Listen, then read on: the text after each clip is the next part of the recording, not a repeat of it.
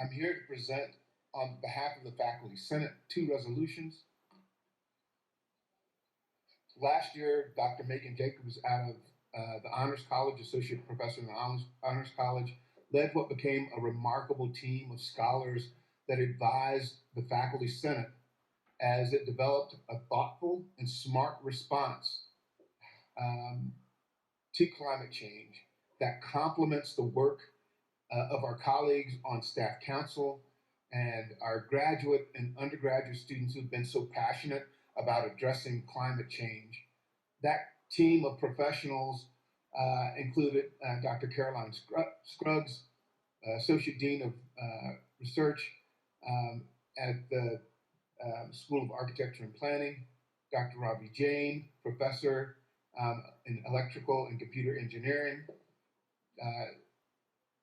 Dr. Steffi Weisberg, Education and Outreach Manager at the School of Engineering, and Walter Gersel, Professor Emeritus, Department of Civil Engineering.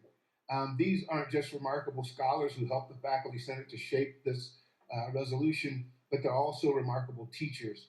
This was a humbling learning experience for me, and I have to say that when I began this process, I thought that I truly understood climate change and all of the implications of it, and this group of my colleagues gently helped me to understand that I knew nothing relative to the vast terrain that is this subject matter. We built our resolution off of the United States Congress's 4th National Climate Assessment, Volume 2. Climate change creates new risks and exacerbates existing vulnerabilities in communities across the United States, threatens the quality and quantity of our water. We risk transformative impacts on our ecosystems. And then I think for our community in particular, this assessment is very clear that climate change increasingly threatens indigenous communities, their livelihoods, economies, health, and cultural identities by disrupting interconnected social, physical, and ecological systems. These are not opinions. These are supported by science, for those of us who still trust and believe in that. The Faculty Senate resolved that we request that the University of New Mexico and the President of the Board of Regents divest as early as possible from companies that invest in or are involved in fossil fuel extraction and production. And further, that the University of New Mexico Foundation release a date by which divestment will occur and give annual updates to the Board of Regents detailing progress made toward full divestment from investments in fossil fuels.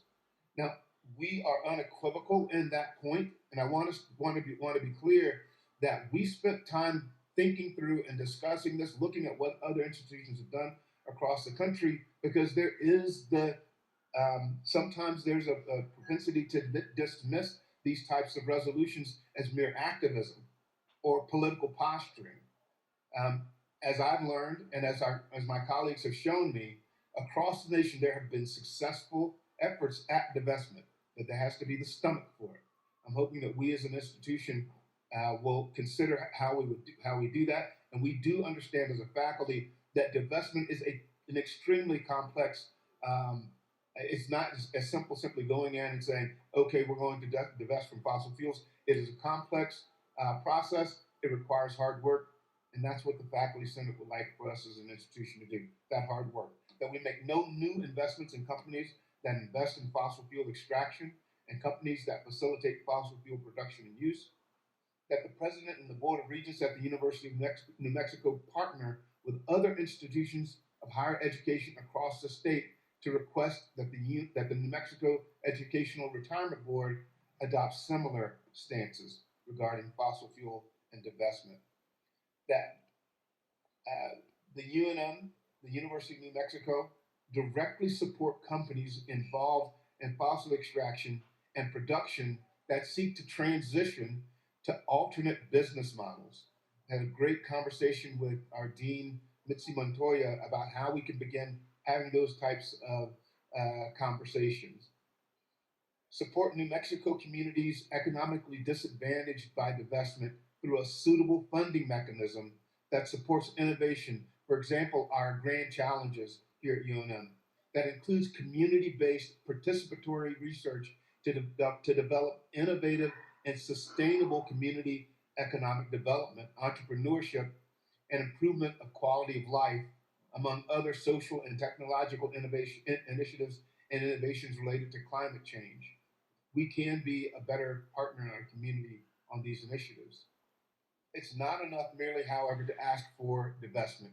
That is an important ask, it is an important step, but as an organization, the Faculty Senate thought it was also important to put forward a second resolution that talks specifically about things that we can do, actionable things that our campus can commit to in the coming weeks, months, years, and decades. The resolution to invest in green initiatives. The Faculty Senate asked the President and the Board of Regents at the University of New Mexico to partner with other institutions of higher education across the state to directly support those companies involved in fossil fuel extraction, as I mentioned in the first resolution, that want to see alternative business models, that we leverage our position as an academic institution to do that.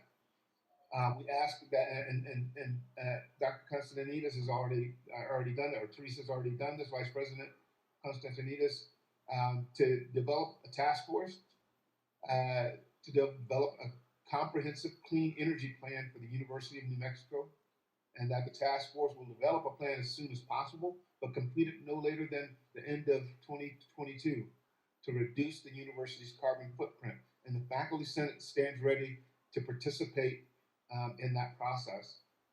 That we can discontinue burning fossil fuel by 2035 for the purpose of production of utility electrical power, district heating, and district cooling here on our campuses, both here in Albuquerque and our branch campuses. That we discontinue the purchase of vehicles, including buses and shuttles, that emit greenhouse gases. That we invest in additional charging stations for electrical vehicles in public parking lots by the end of 2020, if that is at all possible. And that the VP for Finance and Administration head of task force, including faculty members and at least one staff member and one student, to develop a comprehensive campus sustainability plan for the University of New Mexico. Put in a lot of work on our Vice President for Finance and Administration. And then finally, that our UNM vendors and catering commit to zero waste operations by 2025. Those are the two resolutions. The Faculty Senate